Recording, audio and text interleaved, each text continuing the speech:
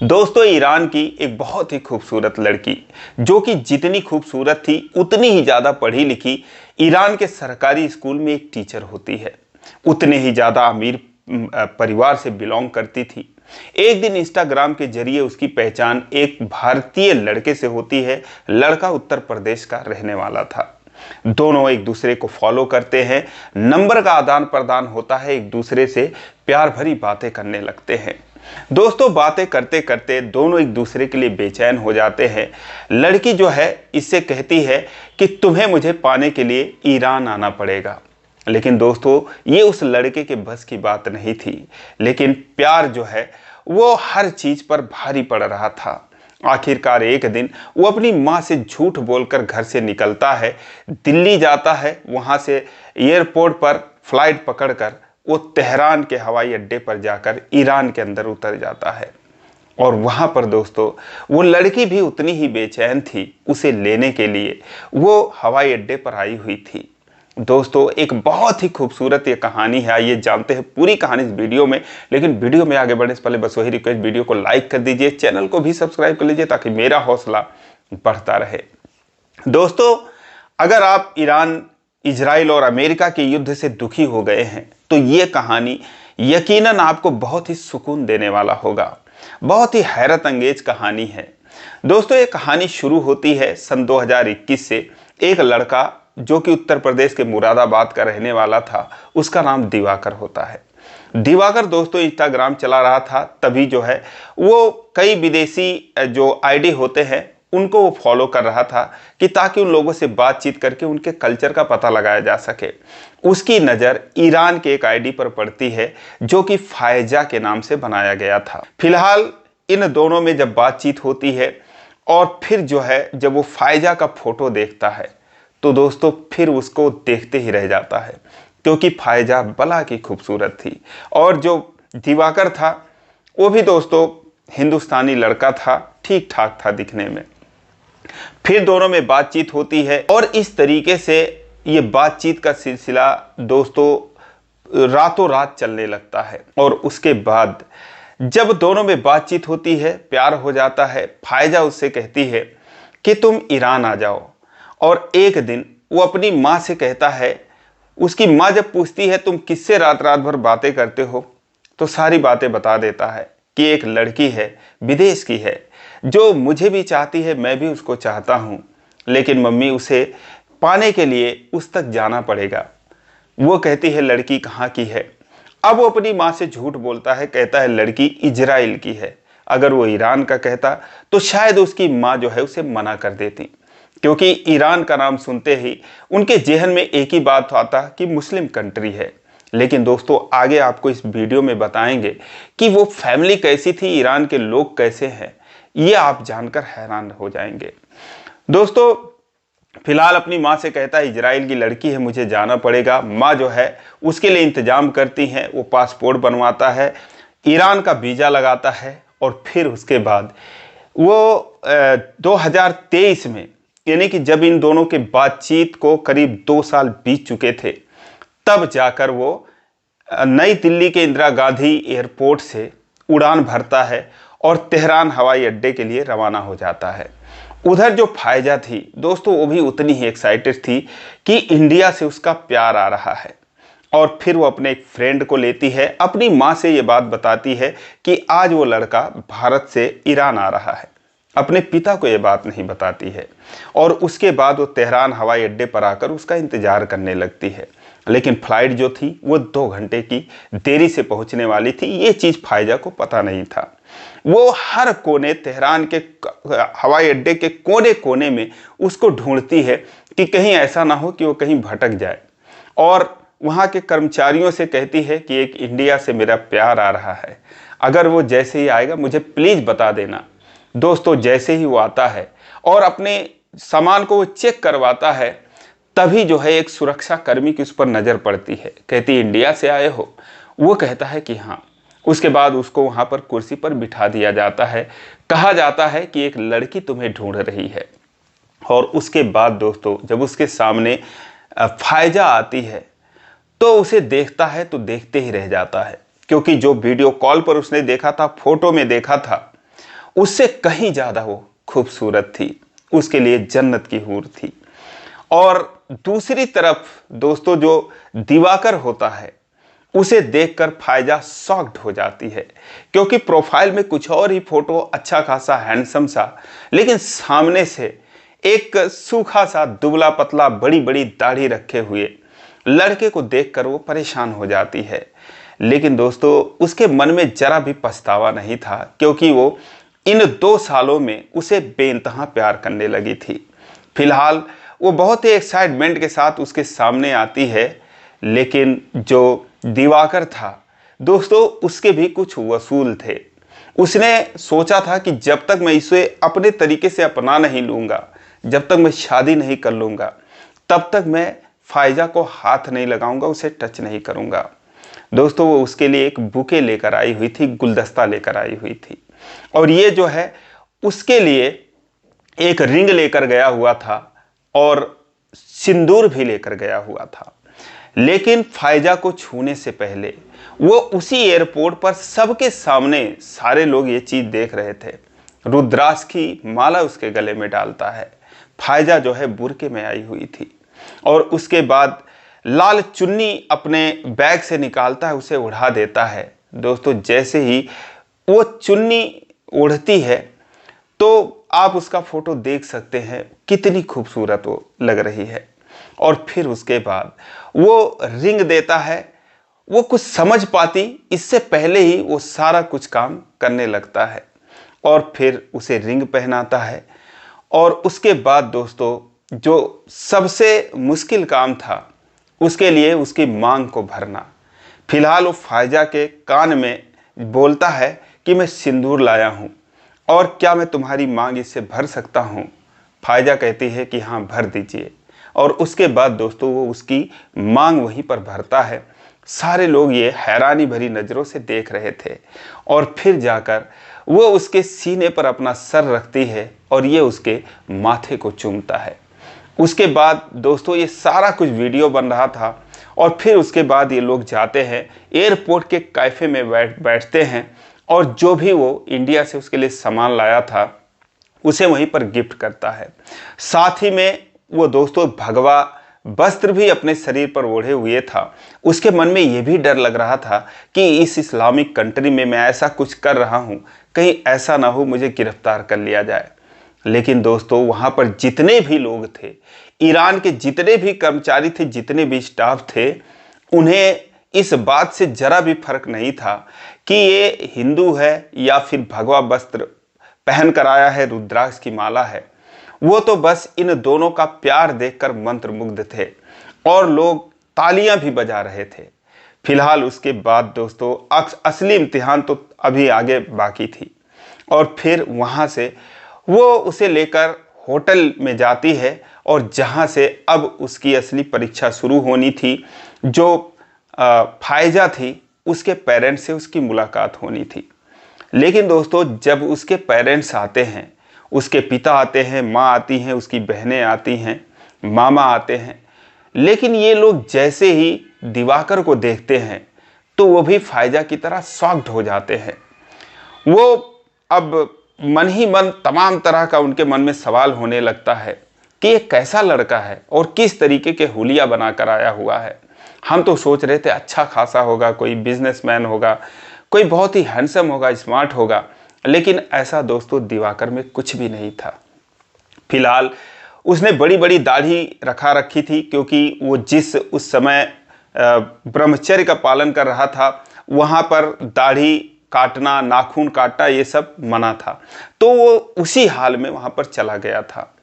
अब जब वो लोग उसको देखकर, दिवाकर को देखकर अपने घर पर जाते हैं, तो फिर फायजा को तमाम बातें सुनाने लगते हैं कि ये कैसा लड़का है, किस तरीके का है।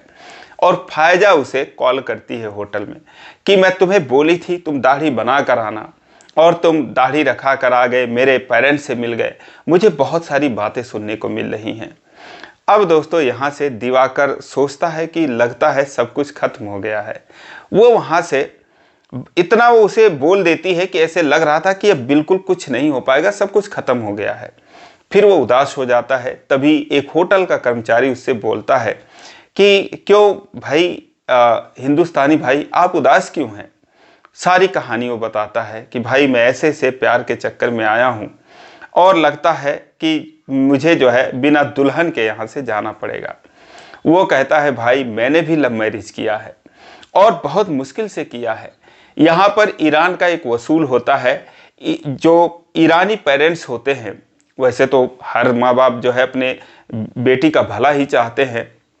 वो कहता है जो ईरानी पेरेंट्स होते हैं वो बहुत ही सख्त होते हैं इस मामले में। वो सोचते हैं कि लड़के के पास गाड़ी हो, उसकी अच्छी नौकरी हो, उसके पास बैंक बैलेंस हो, ये सारी चीज़ें हों। उन्हें इस बात से परवाह नहीं होगा कि तुम हिंदू हो, हिंदुस्तानी हो। थोड़ी बहुत हो सकती है, लेकिन मेन जो चीज़ है वो यही है। तुम्हारा हुलिया उन्हें पसंद नहीं आया होगा, लेकिन अगर तुम उसे प्यार करते हो तो फिर तुम डटे रहो और जो जो बातें वो कहते जाएं वो तुम मानते जाओ। फिलहाल दोस्तों अब 2 दिन बाद फिर उसे वो लोग अपने घर पर बुलाते हैं, लेकिन जब वो घर पर जाता है तो घर देखकर उसकी आंखें फटी की फटी रह जाती हैं। आलीशान बंगला, आलीशान फर्नीचर, हर चीज़ें बहुत ही शानदार तरीके से उस घर में थी। एक बहुत ही वीआईपी फैमिली थी। उसके पिता भी हैंडसम थे, स्मार्ट थे, उसकी 2 बहनें थीं। उसके सामने जो इसका स्टैंडर्ड था कहीं आसपास भी नहीं था, लेकिन वो लोग बहुत ही खुशी खुशी इससे मिलते हैं, बहुत ही इज्जत देते हैं और बहुत ही इसका मान सम्मान करते हैं। आखिरकार ये होता है कि चलो ठीक है, क्योंकि फायजा भी इससे प्यार करती थी। इन दोनों को वहाँ से दोस्तों विदा कर दिया जाता है। फायजा दिवाकर के दुल्हन के रूप में वहाँ से आती है, लेकिन जब ये लोग विदा कर रहे थे वो पल बड़ा ही भावुक हो जाता है। उसके पिता फूट फूट कर रो रहे थे, उसकी माँ भी रो रही थी। उसके कार में उसका सामान लादा जाता है और फिर ये लोग तेहरान एयरपोर्ट पर आते हैं, फिर नई दिल्ली आते हैं। अब इनकी जो है असली जो मुश्किलें होती हैं, जो दोस्तों ईरान में कोई मुश्किल नहीं हुआ, लेकिन असली मुश्किल अपने ही देश में दिवाकर को होने वाली थी। वहाँ से जब वो दिल्ली आता है, दिल्ली से अपने घर पे आता है। हालांकि उसकी माँ जो है चांद जैसी बहू पाकर बहुत ही खुश थी। उन्हें पता चल जाता है कि ईरान की है, लेकिन वो जरा भी उसमें संकोच नहीं करती हैं, क्योंकि उन्हें एक बहुत ही सुंदर बहू चाहिए थी और जो फायजा थी दोस्तों उससे सुंदर लड़की तो उन्होंने देखी ही नहीं थी। फिलहाल वो उसका वेलकम करती हैं और फिर ये दोनों, इन दोनों की खबर जैसे सीमा हैदर और सचिन की खबर जो है फैलने लगती है, इनकी भी खबर वहाँ पर फैल जाती है। तमाम मीडिया वाले इनके पास आते हैं, ये दोनों इंटरव्यू देते हैं। फिलहाल फायजा जो थी दोस्तों बहुत ही ज़्यादा खुश थी। कुछ दिनों तक ये सिलसिला चलता रहा और वहाँ पर फिर जो दिवाकर था वो इंगेजमेंट करता है हिंदुस्तान में। अपने तरीके से तमाम गेस्ट को बुलाता है, बहुत ही शानदार तरीके से सारा कुछ होता है। अभी तक फायजा बहुत खुश थी, लेकिन धीरे धीरे अब ये था कि इनको अपना जीवन भी चलाना है, पैसों की भी ज़रूरत है, क्योंकि दिवाकर दोस्तों कुछ करता नहीं था। वो यूट्यूबर बनने की कोशिश कर रहा था और उसके बाद जो है इनका संघर्ष जो है वो शुरू होता है। फिलहाल अब कुछ ही दिनों के बाद जो उनके माता पिता थे फायजा के, वो याद करते हैं अपनी बेटी को और दिवाकर से कहते हैं कि तुम वहाँ पर इंगेजमेंट कर लिए, अब यहाँ पर आओ और हमारे रिश्तेदारों के सामने हम अपने तरीके से शादी करेंगे। ये लोग फिर ईरान जाते हैं, वहाँ पर बाकायदा इनकी शादी होती है और फिर सारे लोग उनका वेलकम करते हैं। तो बहुत ही अच्छे तरीके से जो फायजा के पेरेंट्स थे, उसके रिश्तेदार थे, वो दिवाकर को एक्सेप्ट करते हैं। वहाँ पर इनकी शादी होती और फिर उसके बाद वो फायजा को लेकर हिंदुस्तान आ जाता है। यहाँ पर दोस्तों अब पैसे तो इतने थे नहीं दिवाकर के पास। वो अपना यूट्यूबर जो उसका चैनल था उसे बड़ा करने की कोशिश कर रहा था। दोस्तों यहाँ से इनकी जर्नी शुरू होती है। तमाम चैनल पर ही अपने इंटरव्यू देते हैं, दूसरे चैनलों पर अच्छे अच्छे व्यूज़ आते हैं, लेकिन इनके खुद के चैनल पर इतने व्यूज़ नहीं आते हैं। और उसके बाद जो इंडिया का जो मौसम था, जो मुरादाबाद का मौसम होता है, वो दोस्तों फायजा को परेशान कर देता, क्योंकि फायजा जो है ईरान के हैमादान शहर की रहने वाली थी। उस शहर में हमेशा बर्फ़ और हसीन वादियाँ, साफ़ सुथरा एकदम क्लाइमेट बहुत ही स्वच्छ वातावरण, ये सारी चीज़ें। और उसके उलट दोस्तों मुरादाबाद में पॉल्यूशन और बेतहाशा गर्मी, जून जुलाई की गर्मी से वो बहुत ही ज़्यादा परेशान हो जाती है, उसकी तबीयत खराब होने लगती है। वो जो है अपने पति के साथ जो जो दिवाकर उससे कह रहा था सारा कुछ वो एक सच्ची पत्नी की तरह, पतिव्रता पत्नी की तरह उसका वो साथ निभा रही थी। लेकिन उसकी हिम्मत जवाब दे जाती है, क्योंकि उसे वो मौसम यहाँ का रास नहीं आता, और जहाँ पर वहाँ पर वो आलीशान ज़िंदगी जी रही थी, यहाँ पर ऐसा कुछ खास था नहीं। यहाँ की गर्मी से परेशान, साथ ही इसकी तबीयत खराब हो जाती है, फायजा को बुखार हो जाता है, फिर भी वो दिवाकर के कदम से कदम मिलाकर चलने का प्रयास करती है। ये दोनों मिलकर अपना एक बिजनेस खड़ा करते हैं, श्री राम पर्शियन रेस्टोरेंट करके, जहाँ पर ईरानी चाय, ईरानी जो ड्राई फ्रूट्स वगैरह, नमकीन वगैरह थे, ईरानी स्टाइल में चाय स्टीम पर बनाकर ये लोग एक शानदार कैफ़े खोलते हैं कि चलो इससे हमारा गुजारा होगा और हमारा जो है आमदनी का ये जरिया हो जाएगा। लेकिन दोस्तों 1 महीने 2 महीने तक ये काफ़ी अच्छा चला, 1-2 फ्रेंचाइजी भी इन्होंने सेल कर दी। कुल मिलाकर फ्यूचर अच्छा लग रहा था। दोस्तों कहाँ ईरान में टीचर की नौकरी करने वाली और कहाँ हिंदुस्तान पे आकर दिवाकर के हर मुश्किलों में इसके कदम से कदम मिलाकर चलने वाली फायजा आखिरकार हिम्मत हार जाती है। क्योंकि जिस प्यार की, जिस आत्मसम्मान का और जिस सुविधाओं की इसको ज़रूरत थी, शायद वो दिवाकर इसे दे नहीं पाया या फिर इंडिया में इसे मिल नहीं पाया। और उसके बाद फिर वो बहुत ही दुखी मन से, हालांकि भारतीय लोग इसे बहुत पसंद थे, यहाँ पर खाना भी बनाकर वो अपने पति को खिलाती थी एक भारतीय पत्नी की तरह। लेकिन अब जो दोस्तों वो जो है ईरान जाना चाहती थी और इस बीच में 1.5 साल बीत जाते हैं। वो हर मुश्किलों का सामना करते हुए आखिरकार कहती है दिवाकर हमें ईरान चलना चाहिए और आप भी मेरे साथ वहाँ पर चलो, यहाँ से हम वहाँ पर बेहतर ज़िंदगी जी सकते हैं और मेरी जो नौकरी है मैं उसे पूरी तरीके से छोड़ कर नहीं आई हूँ, जाकर मैं उसे ज्वाइन कर लूँगी। दिवाकर दोस्तों अब वो जो है जो फायजा की भावनाओं का सम्मान करता था, वो कहता है शायद फायजा के लिए यही सही रहेगा और फिर वो फायजा के साथ दोस्तों 1.5 सालों के बाद वापस ईरान जाता है। लेकिन जब ईरान जाता है तो उसके पिताजी उसे गले से लगाकर फूट फूट कर रोने लगते हैं। अपनी बेटी को इतना प्यार करते थे, अगर भारतीय पिता होते तो शायद ताना मारते कि अपनी मर्जी से गई थी अब क्या हुआ। सारे रिश्तेदार ताना मारते, लेकिन दोस्तों हर कोई ऐसे लग रहा था जैसे फायजा के लिए बेचैन था। हर कोई उसे गले लगाकर, उसकी बहनें, उसकी माँ, उसकी जो है कजन सिस्टर, उसके पिता, ये सारे लोग ना सिर्फ फायजा का स्वागत करते हैं बल्कि दोस्तों दिवाकर का भी उसी तरीके से स्वागत करते हैं कि हमारे दामाद हैं, हमारे बेटी के पति हैं। और दोस्तों कोई शिकवा गिला नहीं, अगर कोई दूसरा होता तो शायद दिवाकर से शिकायतें होती कि तुम हमारी बेटी को ले गए, 1-2 साल वहाँ रखे और ये कैसी थी और कैसे हो गई है। लेकिन दोस्तों उन्होंने कुछ भी, उन्होंने दिवाकर से कोई शिकायत नहीं की। फिलहाल जोरदार तरीके से उनका स्वागत किया और उसके बाद अब वो पिछले 3-4 महीनों से वहीं पर ईरान में जो दिवाकर है वो है, लेकिन अभी वार के चलते दोस्तों वो फंस गया है।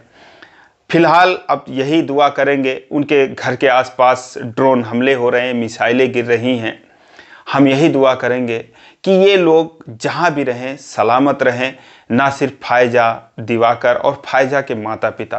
दोस्तों फायजा के पिता का व्यवहार देखकर मैं तो उनका मुरीद हो गया हूँ। ऐसे महान पिता के चरणों में मैं प्रणाम करता हूँ और ये ऊपर वाले से, ईश्वर से, अल्लाह से दुआ करता हूँ कि जहाँ भी इनकी फैमिली रहे सुरक्षित रहे और फायजा को कभी कोई परेशानी ना हो। फिलहाल दोस्तों भी जो फायजा है वो एक दूसरे स्कूल में उनका प्रमोशन हो गया है, अब वो वाइस प्रिंसिपल बन गई हैं और बच्चों को पढ़ाती हैं। अब दोस्तों जो दिवाकर और फायजा का चैनल है, दिवाकर फायजा के नाम से है, उनका ब्लॉग है, आप उनके जीवन की और सारी कहानियां उनके चैनल पर जाकर देख सकते हैं। फिलहाल आपको ये कहानी कैसी लगी कमेंट करके जरूर बताएं। इसी प्रकार की कहानियों के लिए इस चैनल को सब्सक्राइब करें। वीडियो को यार लाइक नहीं किया तो एक लाइक जरूर कर दीजिए, कमेंट भी जरूर करिए और फिर मिलेंगे इसी प्रकार की कहानियों को लेकर। तब तक के लिए जय हिंद।